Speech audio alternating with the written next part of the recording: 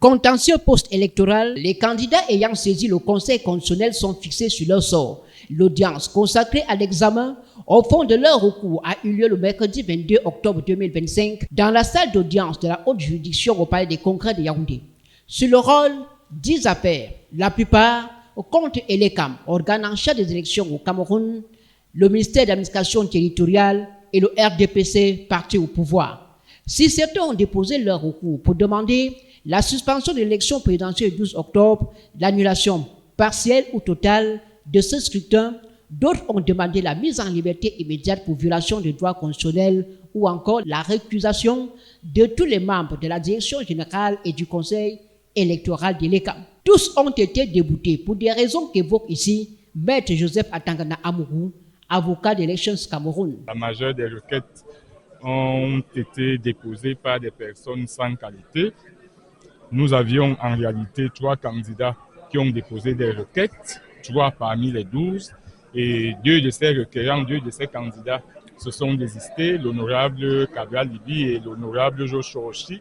Donc finalement, il n'y a que l'honorable Tomaino Damjoya qui a maintenu son recours, qui malheureusement a été rejeté, a été déclaré irrecevable. Si Cabral Libi du PCRN et Joshua aussi du SDF se sont ravisés en retirant leur recours, l'unique candidat à se présenter personnellement à cette audience est bel et bien Dame Tomaino Damjoya de l'UDC. Son recours n'a pas prospéré à sa grande déception. Nous avons été déboutés par Monsieur le Président du Conseil constitutionnel qui a estimé que nous n'avions pas les éléments, les moyens des faits que nous arguions. Je pense pour ma part que le Conseil constitutionnel n'a pas voulu que nous lui présentions ces faits. C'est pour cela qu'il a rejeté notre demande sur la forme. Cela ne nous étonne pas. Nous sommes avec toutes les preuves. Nous avions même pensé pouvoir faire une projection des images, certaines que vous connaissez sans doute puisque tout le monde les connaît, mais de toute façon, à l'Union démocratique du Cameroun, c'est important de comprendre, parce que si vous allez dans les élections antérieures, vous allez vous rendre compte que c'est un peu la donne ici, le rejet au niveau de la forme, parce qu'on a peur de rentrer vraiment dans ces moyens, dans ces faits qui, ma foi, n'honorent pas notre pays.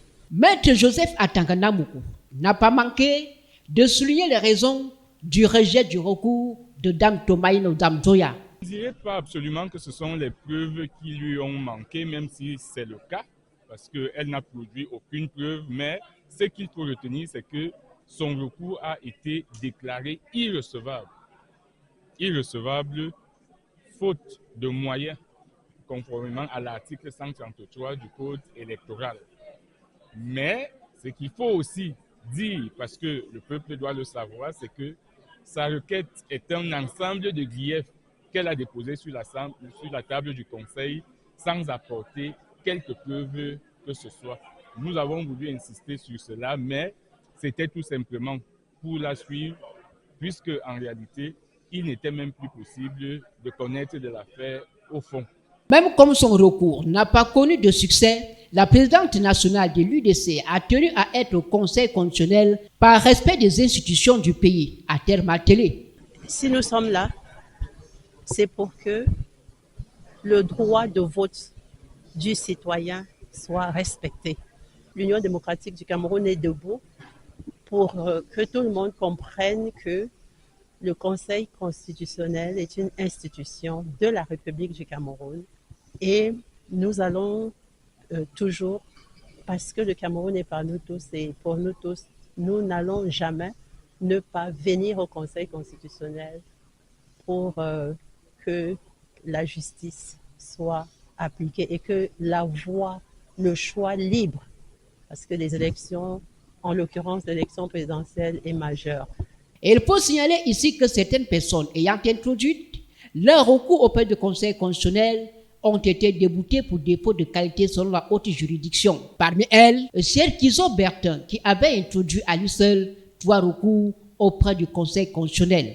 À côté de cette catégorie de personnes, Maître Eyango, avocat du candidat Paul Biya du RDPC, a déploré le fait pour le candidat du FSNC, Issa Tiroma Bakare, de n'avoir pas saisi le Conseil constitutionnel pour réclamer de vive voix ce qu'il a appelé sa prétendue victoire à l'élection présidentielle du 12 octobre dernier. La tâche a été facile pour tout le monde, y compris le Conseil constitutionnel, dont les décisions me semblent conformes au droit. Ensuite, je constate, sans doute, comme vous, qu'au cours de cette audience, il y a un candidat à cette élection qui revendique la victoire, mais qui ne s'est pas présenté, qui s'est absenté à l'audience pour répondre aux recours introduits par d'autres candidats qui tendaient précisément à annuler l'élection qu'il prétend avoir gagnée. C'est curieux comme attitude et c'est paradoxal. En ce qui concerne le candidat Paul Biya, ses avocats et l'ensemble de ses mandataires étaient bien présents. Cela traduit 2 choses. À la fois le respect des institutions de la République et la volonté de défendre les suffrages du candidat Paul Biya dans l'attente de la proclamation du résultat de l'élection par le Conseil constitutionnel. Le Conseil constitutionnel vidé, les Camerounais n'attendent plus que la proclamation des résultats officiels de l'élection du 12 octobre 2025 pour connaître qui parmi les 12 candidats à ce scrutin est leur nouveau président.